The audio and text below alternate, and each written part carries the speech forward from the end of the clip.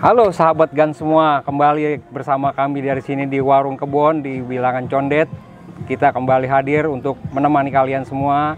Bersama kami di sini, sahabat GAN Garuda Anak Nusantara yang nggak akan segan-segan, nggak akan bosan-bosan. Kami akan membicarakan masalah sepak bola baik di luar negeri maupun di tanah air. Sebelumnya, salam pembinaan buat kalian semua. Dan jangan lupa ikuti aturan pemerintah, ikuti prosedur kesehatan dengan 5M. Baik, dari kawasan Condet ini seperti biasa bersama saya Jul, juga ditemani oleh Bang Ainur Ridho selaku pengurus Barito Putra, praktisi sepak bola, juga sebagai founder dari Garuda Anak Nusantara. Bang, gimana kabar, sehat Bang? Baik. Baik, sehat ya? Alhamdulillah sehat. Sehat, alhamdulillah. Kita di sini kali ini masih nggak jauh nih Bang dari pembicaraan kita terdahulu mengenai Piala Eropa. Ya. Apalagi kan sekarang udah masuk babak knockout nih. Iya. Babak 16 besar. Gimana nih Bang, menurut Abang prediksi-prediksi untuk 16 besar ini? Seperti kita ketahui lah, tim-tim besar sudah dipastikan lolos. Nah, untuk selanjutnya mungkin Abang punya pandangan atau prediksi seperti apa? Ya, kita lihat ya perjalanan Piala Eropa ini, Euro 2020 yang dilaksanakan di 2021. Dan ini tetap namanya Euro 2020. Kita lihat per grup ya, per grup. Jadi memang yang lolos ke 16 besar ini kita lihat tidak jauh dari prediksi yang diungkapkan oleh beberapa pengamat, dan hampir semua orang mengatakan bahwa semua tim-tim besar lolos. Ya, paling beberapa tim-tim yang lama bisa lolos ke 16 besar itu tidak lolos, seperti Rusia. Mungkin sepertinya Rusia ini setelah menjadi tuan rumah agak terlena ya. Agak terlena. Jadi dari tiga pertandingan mereka hanya menang sekali, kalah 2 kali, dan kebobolan 7 gol ya. Nah, oke, dari grup A kita lihat memang Italia dan Wales seperti yang diunggulkan sudah diprediksi sebelumnya, melangkah dengan pasti. Apalagi Italia yang sangat fenomenal, 9 poin full. Jadi 3 pertandingan digasak semua dengan semua pertandingan clean sheet, 2 kali 3-0 dan 1 kali menang 1-0. Kemudian kita Wales walaupun sempat kalah di pertandingan pertama, di pertandingan kedua mereka bisa bangkit, dan pertandingan terakhir draw, sehingga membuat mereka bisa di urutan kedua. Kemudian grup B peringkat pertama saat ini Belgia. Beda tipis dari Italia, mereka juga mencetak 7 gol, kebobolan 1 gol. Dan kemudian Denmark, walaupun pertandingan pertama ya sempat agak tersendat drama Christian Eriksen betul. Cedera dan membuat dunia terkesima soal penanganan medis yang dilakukan oleh panitia pelaksana, dan akhirnya mereka juga lolos mengambil tiket runner up di grup B ini.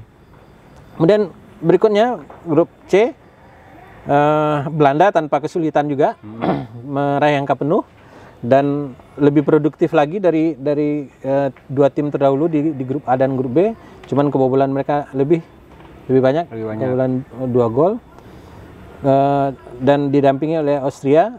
Cuman untuk di grup B ini mereka hanya lolos, Ukraina juga lolos. Tiga tim bisa lolos. 3 terbaik dia berarti. 3 terbaik yang tidak lolos kan di grup B tadi, dan di grup E nanti yang tidak lolos. Kemudian nah, fenomena Belanda ini kita lihat mereka tampil di grup yang cukup dibilang agak lemah ya. Lemah dan tidak jadi perhatian orang di grup ini, karena orang sudah menyangka Belanda ini pasti akan melenggang lolos 16 besar ya. Seperti itu. Nah, kemudian di grup D kita melihat Inggris walaupun di pertandingan pertama menang tipis, pertandingan kedua draw, dan pertandingan ketiga juga menang tipis. Jadi orang melihat ke Inggris ini sepertinya, apakah bagi fans Inggris akan ngelesnya seperti ini? Ini untuk menyimpan kekuatan di babak berikutnya. Padahal ya Inggris salah satu tim besar yang minim gol Bang ya, bisa dibilang ya. Iya.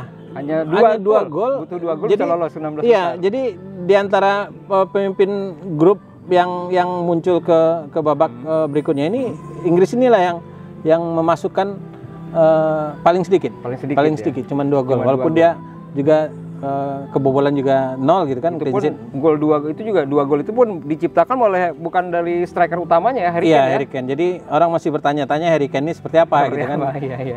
Apakah memang dijaga orang atau memang dia, tapi bagi Inggris mencapai tiket ke babak 16 besar sebagai juara grup sudah menjadi suatu prestasi ya?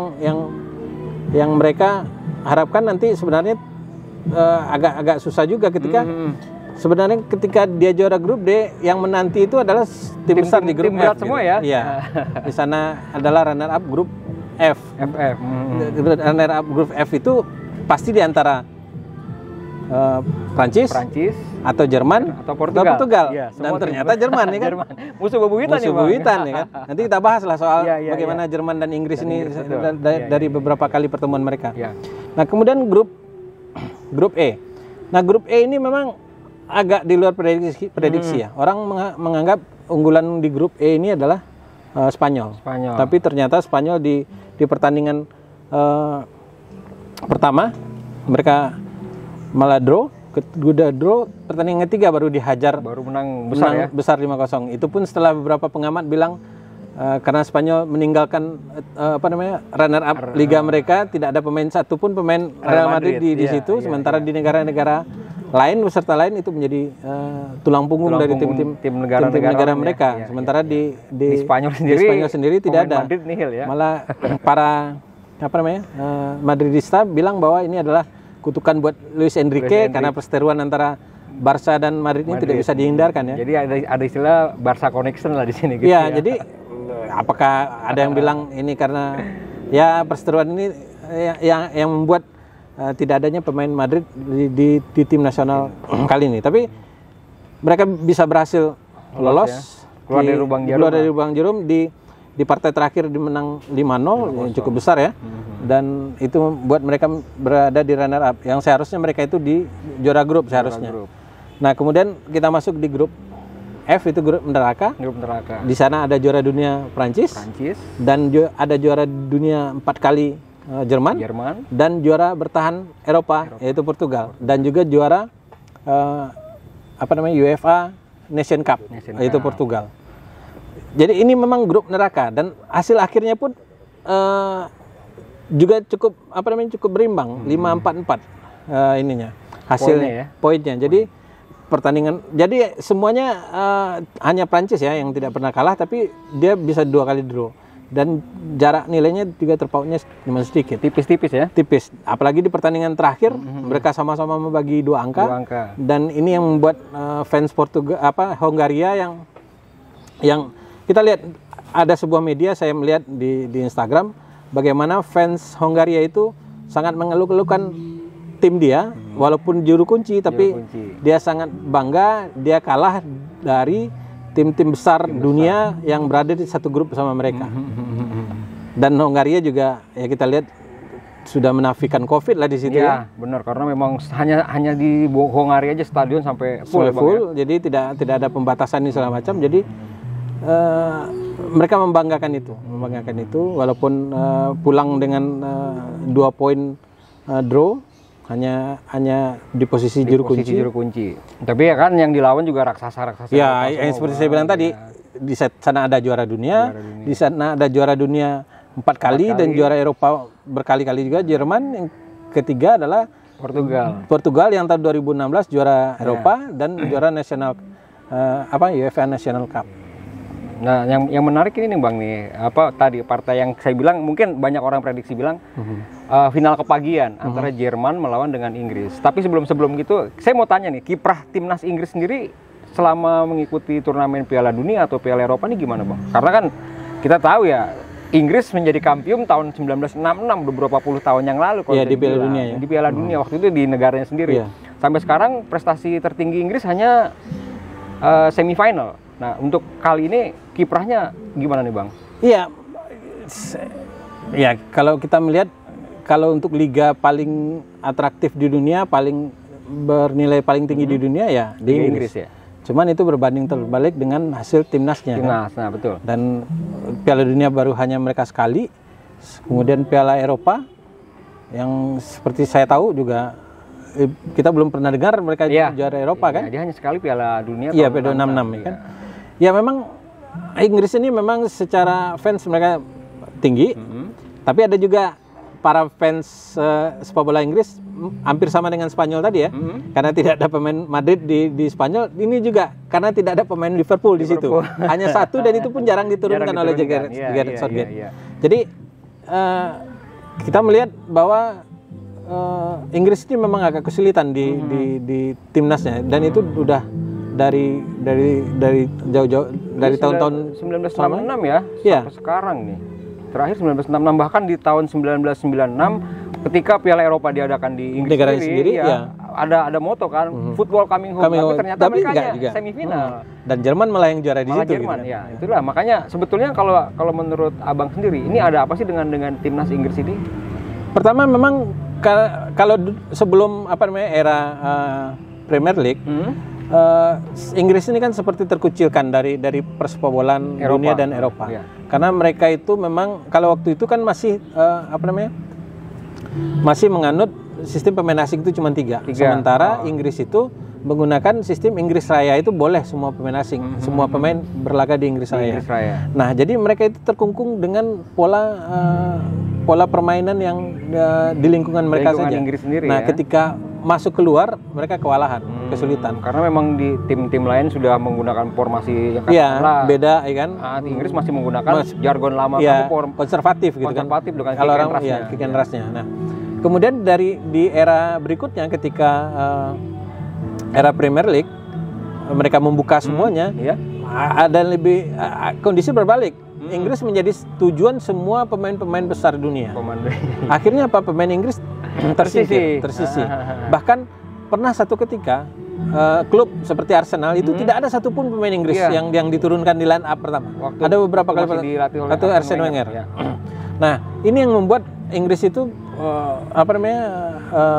agak kesulitan mencari pemain-pemain yang bagus untuk timnas mereka.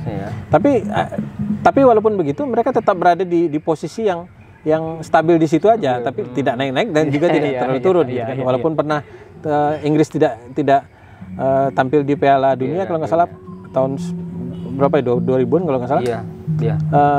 Sama dengan Italia waktu 2018 kemarin. Tapi kan kalau Italia begitu dia tidak lolos dari Piala Dunia, di musim berikutnya kan dia bisa mencapai prestasi yang maksimal, Bang. Tapi berbeda lah dengan Inggris yang hanya stuck di situ-situ aja gitu. Iya, artinya tidak berbanding lurus dengan kemeriahan dan kesemarakan liga mereka. Betul. Dan apalagi sekarang yang akan dihadang itu adalah musuh bebuyutan Jerman yang beberapa kali di event-event besar dunia ini selalu kesulitan untuk dilalui oleh Inggris ya kan, jadi batu sandungan juga. Iya, batu sandungan. Dan ini sepertinya kalau beberapa pengamat dan saya pernah baca, ini adalah kutukan dari waktu tahun 1966. Jadi ketika dia merasa dicurangi, setelah itu Inggris selalu akan kesulitan melawan Jerman. Dan secara politik dan ini juga kan di Eropa antara Inggris dan Jerman ini juga ada perseteruan sedikit lah gitu. Nah, kalau kita melihat ke tim Jermannya sendiri, Bang, ya walaupun di Piala Eropa kali ini juga Jerman strikernya juga bisa dianggap masih sedikit mandul ya, karena waktu lawan Portugal kemarin itu dua gol dicetak berkat bunuh diri pemain Portugal. Dan gini ya, kalau Jerman saya lihat di dekade sepak bola modern, mereka itu memang kelebihan stok pemain di level di tengah. Dan mereka ini selalu seperti itu, selalu seperti Diesel lah di awal-awal. Ketika main pertama dia kalah, orang melihat kalah dengan Prancis dan itu pun bunuh diri kan. Nah, waktu pertandingan kedua dihajar Portugal dengan 4-1 kan? 4-2. Nah, setelah itu mereka stabil lagi. Bisa bangkit lagi ya. Jadi 2-2 dengan Portugal, dengan Hongaria. Saya curiga bahwa ini mereka seperti agak milih lawan juga. Milih lawan juga. Karena mereka bakal tahu nanti kalau yang dihadapin Inggris, katakanlah Inggris. Ya, dia punya pengalaman bagus dengan Inggris kan. Dengan Inggris, betul. Ketimbang kalau seandainya mereka menjadi juara grup misalnya kan, itu kan akan berhadapan dengan Swiss. Walaupun ini, cuman kan problemnya adalah seeded dari ininya, dari apa namanya, skema 16 besar sampai final. Kita lihat kalau dari skema 16 besar kita masuk ke skema 16 besar, relatif grup bawah ini itu agak sedikit lebih ringan daripada grup atas. Grup atas itu ada Belgia, Portugal, ada Italia, ada Prancis, ada Spanyol di situ. Sementara di grup bawah lawan Jerman yang kuat itu, kalau mereka berhasil melawan Inggris kali ini, hanya sandungannya adalah di Belanda. Nanti. Itu pun kalau Belanda bisa mengatasi Ceko. Kalau seandainya Jerman Inggris ini siapa pemenangnya, lawannya antara Swedia dan Ukraina. Relatif di bawah mereka. Nah, yang di bawahnya Belanda, Ceko, Wales, Denmark itu juga relatif hampir sama lah. Jadi artinya kalau menurut saya Jerman ini memilih posisi di grup yang di situ karena mereka udah hitung semua lah. Karena mereka relatif bermain di terakhir kan. Terakhir jadi sudah bisa melihat, bisa memantau siapa lawan yang akan mereka hadapi nanti gitu ya. Ya kalau dia di juara grup, dia akan berada di atas. Toh kalaupun dia di peringkat ketiga, lawannya Belgia. Belgia peringkat 1 dunia sekarang. Yang gini-gini memang strategi bagi mereka. Jadi mereka istilahnya ya bisa dibilang menyimpan tenaga dulu lah, biarin orang prediksi kalah di awal, tapi ya itulah tadi diselap lagi. Jerman kan kita kenal juga rajanya turnamen, Bang. Iya. Jadi kalau setiap kali turnamen di awal mereka agak menjen, tapi begitu pas memasuki partai kedua, ketiga dan seterusnya mereka superior gitu. Dan lagi ada beberapa pemain Jerman yang sekarang bermain di Inggris juga kan. Jadi paling tidak bisa mengetahui karakter pemain Inggris. Kalau di Inggris sendiri kan hanya beberapa pemain yang main di Jerman ya. Itu pun semacam Jadon Sancho juga kemarin jarang dipakai kan, jarang diturunkan oleh Gareth Southgate gitu. Tapi untuk prediksi kira-kira Inggris Jerman. Jadi kita lihatlah satu-satu. Di pertandingan nanti adalah di grup di seeded pertama ini adalah kita lihat di grup atas Belgia lawan Portugal. Itu juga seru. Nah, ini agak 50-50 juga ya, tapi dari lihat moral tim, saya melihat Portugal akan bisa lebih menguasai ya. Karena Belgia juga walaupun di grup penyisian grup bisa ditampil di urutan pertama, tapi lawan yang mereka hadapi tidak terlalu tim yang unggulan lah, berbeda dengan Portugal yang menghadapi Prancis, Jerman, dan ya walaupun terakhir Hongaria. Kemudian berikutnya, jadi untuk yang pertandingan Belgia Portugal ya 5-5-4-5 lah. Portugal akan bisa maju mengatasi Belgia. Karena ini masih eranya Portugal. Mungkin untuk sampai Piala Dunia saya lihat Portugal masih akan tetap berbicara. Ya apalagi kan banyak orang juga bilang Belgia katanya sekarang lagi generasi emas, tapi ternyata generasi emas yang digadang-gadang itu juga nggak terlalu maksimal. Walaupun mereka itu sekarang peringkat 1 dunia ya. Iya. Cuman untuk turnamen seperti ini ya kita lihat seperti kaptennya itu tidak terlalu bersinar di klub. Jadi Eden Hazard ya. Jadi Real Madrid ya. Ya nggak terlalu lah. Ya paling tidak secara ini Portugal masih bisa lah untuk mengatasi Belgia ya. Kemudian berikutnya adalah seeded ini adalah Italia Austria. Ya ini di atas kertas Italia bisa akan lebih unggul dari Austria ya. Dengan permainan atraktif ala Mancini ya Bang ya. Luar biasa memang. Kemudian Prancis, Swiss ya, Prancis lebih lengkap timnya. Kalaupun ada yang diprediksi Prancis bisa. Apalagi udah kembalinya Benzema dan percayaan dirinya setelah kemarin mencetak 2 gol ya. Di sana masih ada Anthony Griezmann ya. Tapi tetap Benzema punya pilihan, dapat pilihan. Kemudian Kroasia Spanyol. Nah, ini agak 50-50 juga dengan hasil Spanyol yang yang pada saat penyisian kemarin ya. Iya. Agak minim juga mengkhawatirkan juga posisi mereka kemarin. Tapi dari hasil pertandingan terakhir itu kita melihat bahwa ada peluang juga mereka akan memperbaiki situasi itu dan akan tetap stabil sampai ke depan. Ya karena kita lihat dari sisi materi pun ya kita lihat Spanyol walaupun tidak ada pemain Real Madrid tapi kebanyakan masih pemain-pemain yang jadi tulang punggung di klubnya Bang ya. Iya, katakanlah banyak pemain bintang di situ. Jadi tidak bisa dianggap remeh juga Spanyol ya. Ya, mungkin dengan pertandingan terakhir mereka bisa mengalahkan lawannya 5-0 besar 5-0 itu akan menimbulkan kepercayaan diri yang besar bagi mereka ya. Ya mungkin bisalah Spanyol akan maju ke sini tapi jangan disangsikan juga Kroasia, karena Kroasia ini juga punya pengalaman sebagai tim kejutan juga. Tim kejutan, betul. Ya walaupun dan ingat Kroasia juga Piala Dunia 2018 ya sempat mengagetkan juga. Iya bahkan mengalahkan Inggris di situ. Iya. Menggagalkan Inggris untuk tampil ke babak selanjutnya ya. Dan prestasi runner up itu adalah prestasi terbesar bagi Kroasia. Ya.